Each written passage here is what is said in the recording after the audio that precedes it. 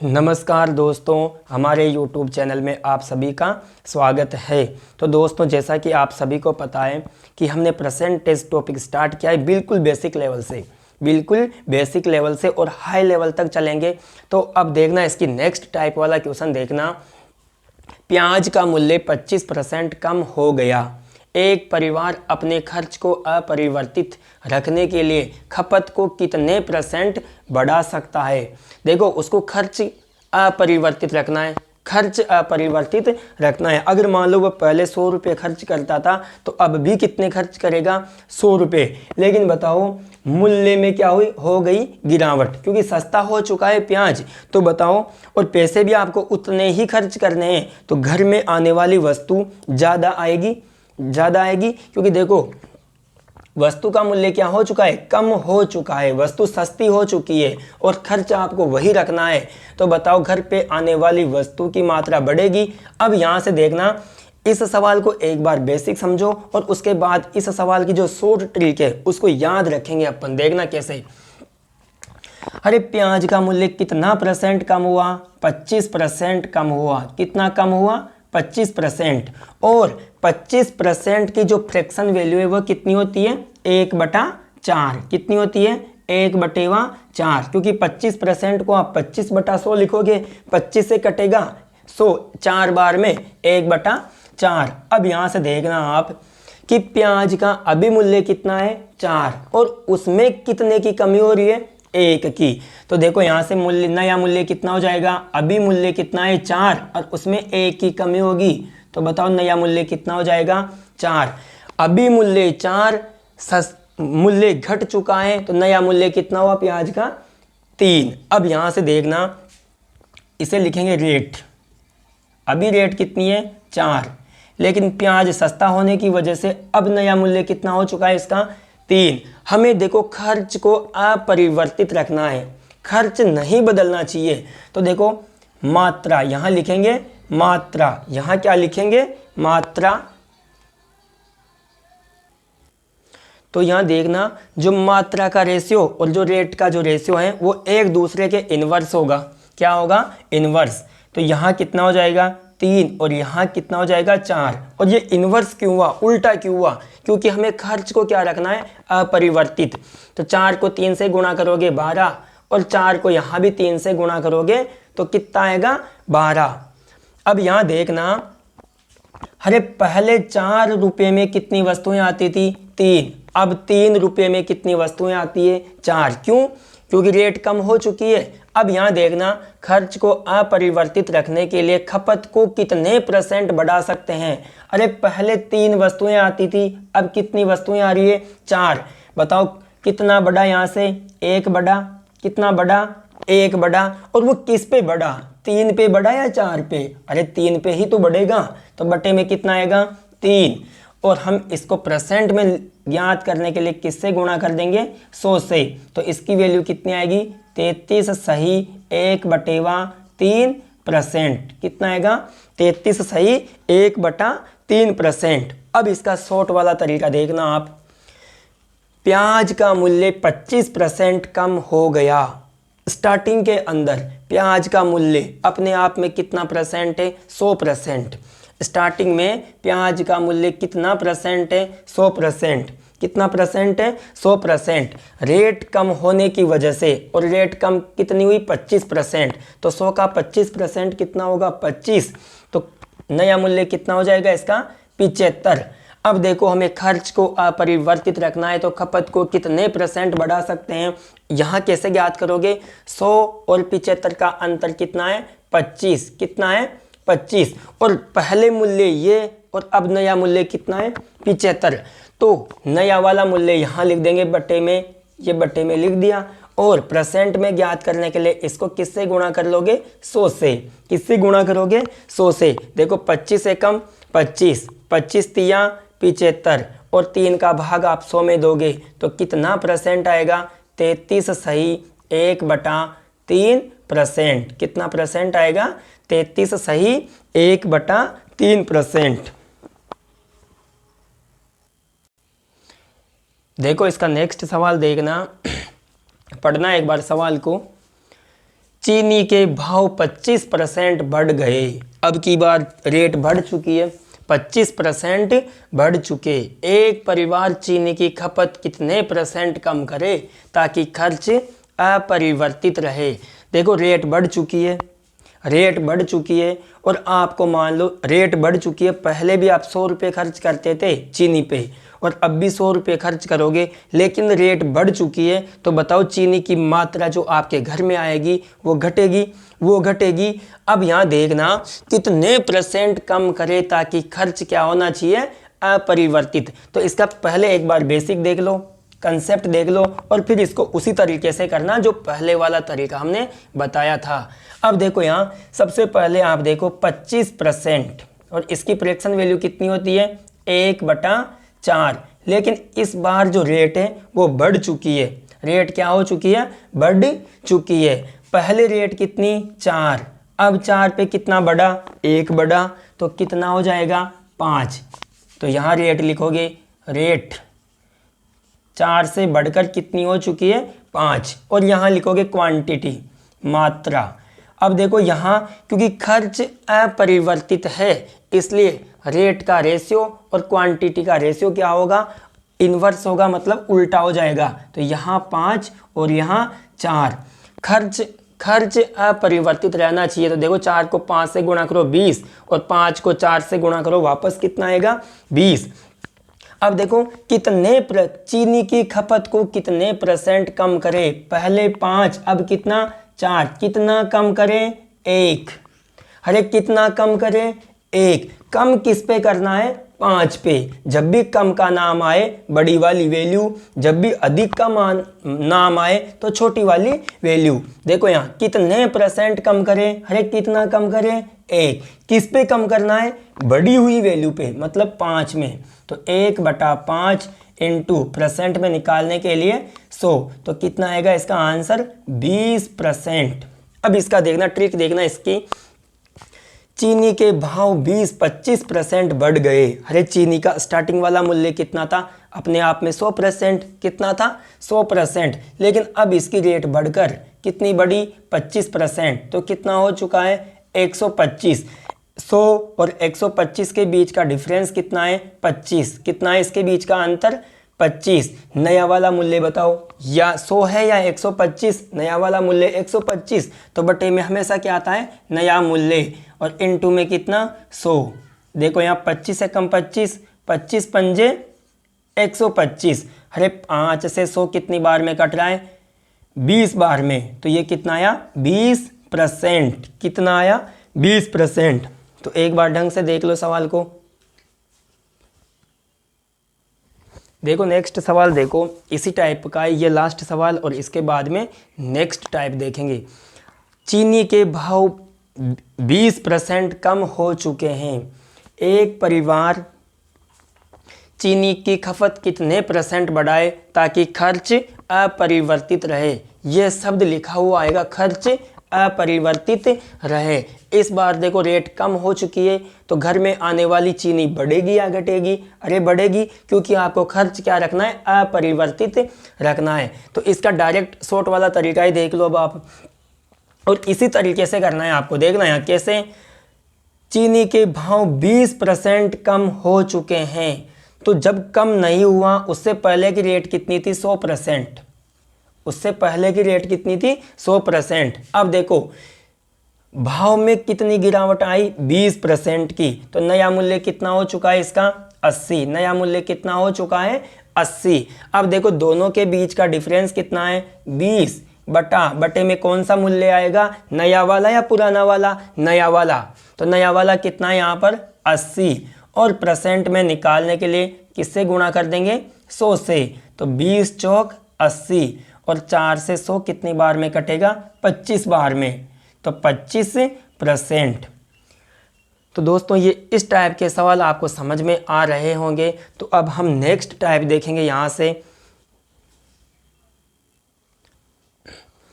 तो देखो next type का सवाल देखना, एक बार इसको करने की कोशिश करना सवाल को।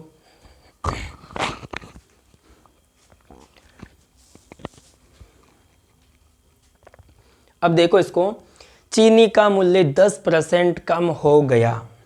देखो चीनी का मूल्य 10% कम हो गया, इस कारण 270 रुपये में 3 केजी चीनी अधिक प्राप्त होती है। अरे रेट कम हो गई तो पहले वह 270 रुपये में कुछ चीनी खरीद पाता था, लेकिन इस बार वह उस चीनी से भी 3 केजी चीनी अधिक खरीद पाता है। तो हमें चीनी का पुराना मूल्य और नया मूल्य बताना है। चीनी का पुराना मूल्य व नया मूल्य बताओ।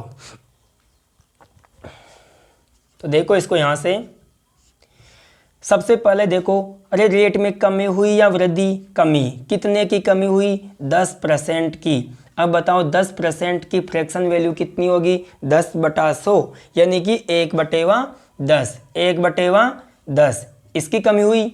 अब देखो यहाँ पुराना मूल्य कितना? 10। पुराने मूल्य में कितनी कमी हुई? 1 की, यानी कि 10 से घटकर नया मूल्य कितना हो चुका है? 9। अब यहाँ देखो, यहाँ लिखोगे रेट 10 से घटकर कितनी हो चुकी है? 9। यहाँ लिखोगे मात्रा, क्वांटिटी। तो देखो यहाँ क्वांटिटी क्या हो जाएगी? उल्टा कर दो, इसका इन्वर्स कर दो। यहाँ 9 और यहाँ पर कितना कर दो? 10।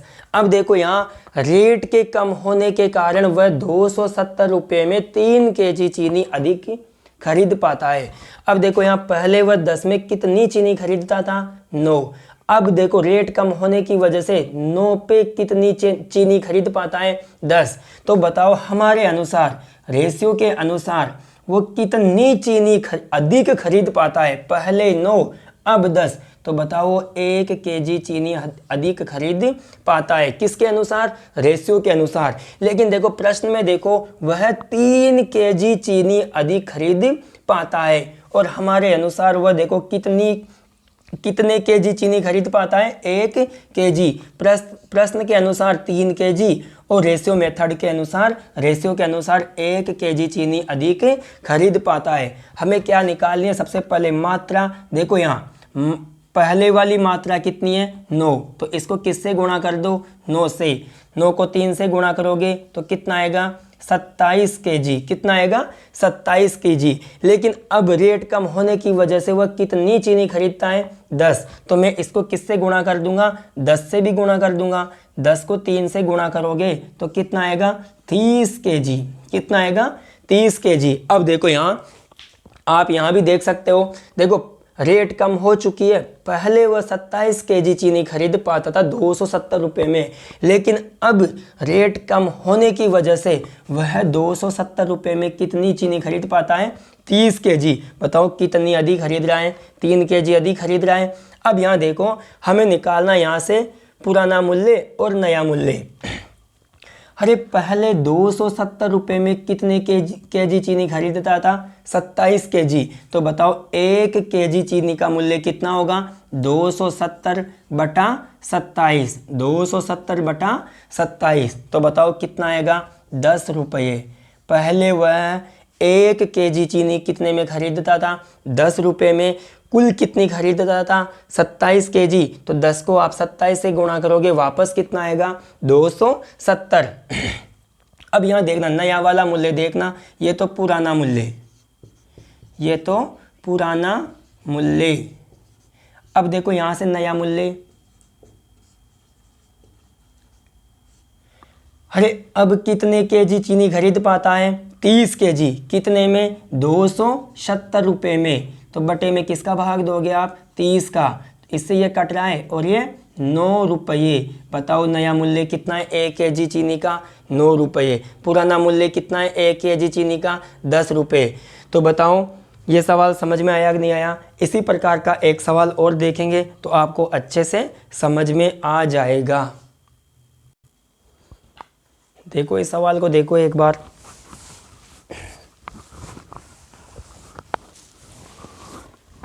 चीनी के भाव 20% बढ़ गए, इसलिए 360 रुपये में पहले से 4 केजी चीनी कम प्राप्त हुई। क्योंकि रेट बढ़ चुकी है, पहले भी 360 रुपये खर्च करता था और अब भी 360 रुपये ही खर्च करता है, लेकिन इस बार उसे 4 केजी चीनी कम प्राप्त हुई। क्यों? क्योंकि रेट बढ़ चुकी है तो चीनी कम प्राप्त होगी। चीनी का नया मूल्य और हमें पुराना मूल्य बताना है यहाँ से। तो सबसे पहले देखो, इसको अपना आंसर कमेंट बॉक्स में देना इसका।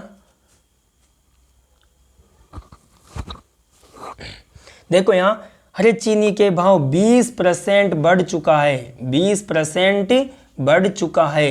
तो बताओ 20% की जो फ्रैक्शन वैल्यू होगी वो कितनी होगी? 20/100 और 20×100, यानी कि 20/100 को आप क्या लिख सकते हो? 1/5 लिख सकते हो। कितना लिख सकते हो? 1/5। हरे रेट बढ़ चुकी है तो यहाँ क्या आएगा? प्लस पहले वाली रेट कितनी? 5। 5 पे कितना बढ़ा? 1 बढ़ा। तो कितना हो जाएगा 5 से बढ़कर? अरे 5 से बढ़कर रेट कितनी हो जाएगी? 6। अब देखो यहाँ लिखोगे क्वांटिटी, मात्रा। बताओ रेट का रेशियो और मात्रा का रेशियो आपस में क्या होता है? इन्वर्स होता है, क्योंकि आप खर्च को क्या कर रहे हो? अपरिवर्तित कर रहे हो। तो यहाँ 6 होगा और यहाँ कितना होगा?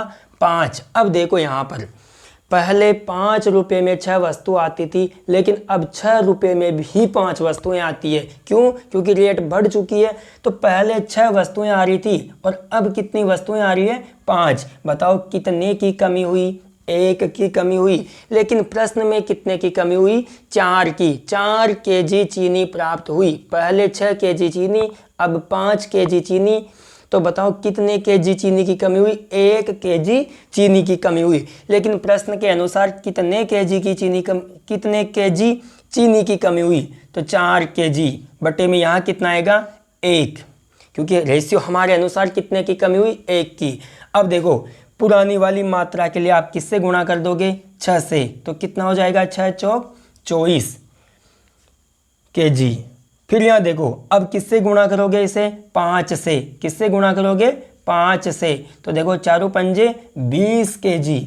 अरे पहले देखो, पहले 360 में उसे 24 केजी चीनी प्राप्त होती थी, लेकिन अब उसे 360 रुपये में 20 केजी चीनी प्राप्त होती थी। तो पहले 24, अब 20। 24 में से 20 घटा 4। बताओ 4 केजी चीनी कम प्राप्त होती है कि नहीं होती है? होती है। अब देखो यहाँ, अरे वह 24 केजी चीनी के लिए पहले कितने रुपए देता था? 360। तो बताओ 1 केजी चीनी के लिए 360 और बटे में 24। तो बताओ कितना आएगा? 12 दूनी 24, 12 तिया 36 और 30 में यदि आप 2 का भाग दोगे तो कितना आएगा? 15 रुपये। पुराना मूल्य कितना आया? 15 रुपये। और हमें देखो चीनी का नया मूल्य और पुराना मूल्य ही ज्ञात करना है। तो पुराना मूल्य तो कितना आया? 15 रुपये। अब देखो ये तो पुराना मूल्य। अब देखो इसकी न्यू रेट, देखो इसकी न्यू रेट। तो देखो अब देखो 20 केजी चीनी कितने में खरीदता है वो? 360 में। तो 1 केजी चीनी का मूल्य कितना होगा? 360 बटे में कितना लिख दोगे आप? 20। इससे ये कट रहा है तो बताओ 18 रुपये आएगा। 1 केजी चीनी का मूल्य 18 रुपये और पुराना वाला मूल्य कितना होगा? 15 रुपये।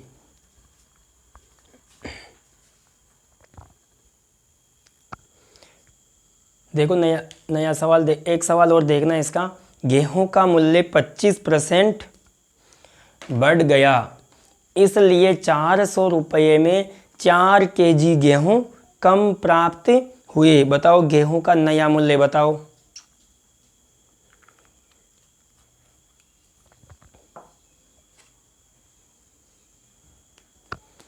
तो कितना आया इसका आंसर? देखना यहाँ पर गेहूं का मूल्य 25% बढ़ गया, इसलिए 400 रुपये में 4 केजी गेहूं कम प्राप्त हुए। तो गेहूं का नया मूल्य बताओ। अरे 25% की फ्रैक्शन वैल्यू कितनी होगी? 1/4। कितनी होगी? 1/4। मूल्य बढ़ चुका है, यानी कि 4 पे 1 बढ़ चुका है। तो रेट क्या हो जाएगी? रेट पहले कितनी? 4, अब 1 की बढ़ोतरी हो चुकी है तो नई रेट क्या हो जाएगी? 5। अरे मात्रा का जो रेशियो होता है वो रेट के रेशियो का उल्टा होता है, तो यहाँ लिख देंगे 5 और यहाँ लिख देंगे 4। अब देखो यहाँ पर इसलिए 400 रुपये में 4 केजी गेहूं कम प्राप्त हुए। पहले 5 गेहूं, अब 4 गेहूं, ऐसे समझ लो आप। तो यहाँ कितने की कमी हुई? अरे 1 की कमी हुई। लेकिन प्रश्न के अनुसार कितने की कमी होती है? 4 की कमी हुई। और हमारे अनुसार कितने की कमी हुई? 1 की। हमें मात्रा दिखानी है। तो देखो पुरानी वाली मात्रा कितनी है? 5। तो ये कितना आएगा? 5 चौक 20 केजी। और नई वाली क्वांटिटी दिखानी है आपको, तो किससे गुणा कर दोगे? 4 से। तो 4 से गुणा करोगे इसको तो कितना आएगा? 16 केजी। अब की बार हमें देखो केवल नया मूल्य दिखाना है। तो देखो यहाँ 400 रुपये में अब उसे कितना केजी गेहूं मिलता है? 16 केजी गेहूं मिलता है। तो देखो 16 केजी गेहूं कितने में मिलता है? 400 रुपये में। तो बताओ 1 केजी गेहूं का मूल्य कितना हो जाएगा? 400 बटेवा 16। देखो 8 दूनी 16, 8 पंजे 40 और ये 25 रुपये। नया मूल्य कितना हुआ? 25 रुपये।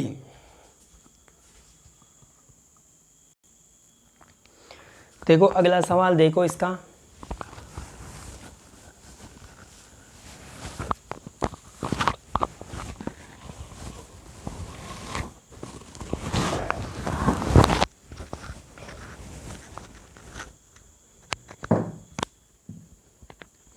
देखो सवाल, एक कक्षा में 78% विद्यार्थी गणित में पास हुए व 68% विद्यार्थी अंग्रेजी में पास हुए।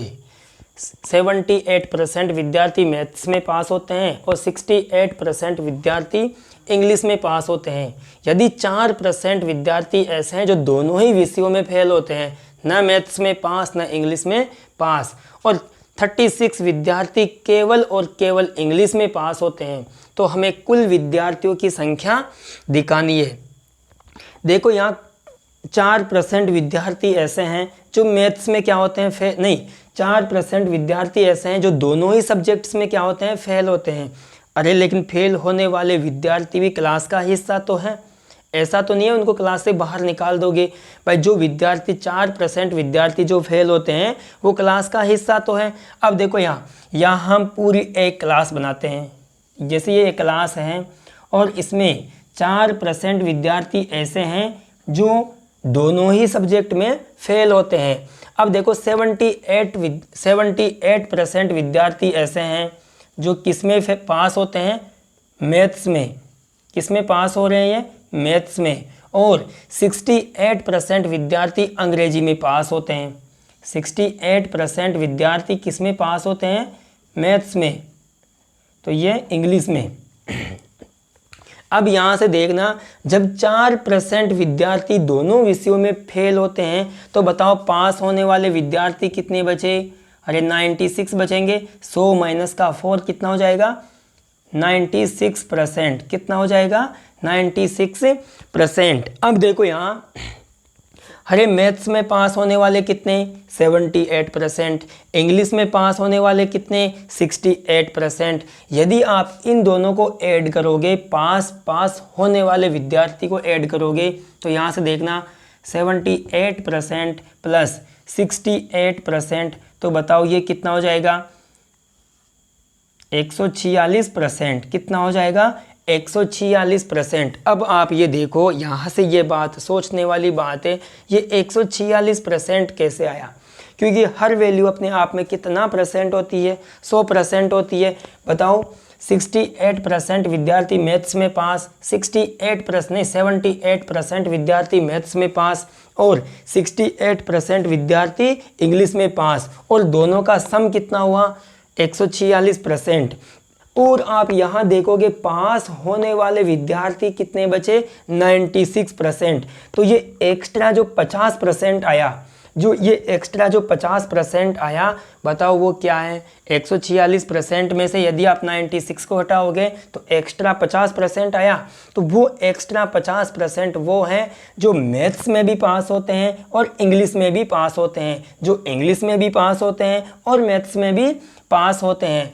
तो देखो यहाँ कितने हैं वो विद्यार्थी? 50%। वो विद्यार्थी कितने हैं? 50%। 50% विद्यार्थी ऐसे हैं इतने होशियार हैं जो दोनों ही सब्जेक्ट्स में क्या होते हैं, पास होते हैं। लेकिन यहाँ दे रखा है 36 विद्यार्थी केवल और केवल इंग्लिश में पास हुए।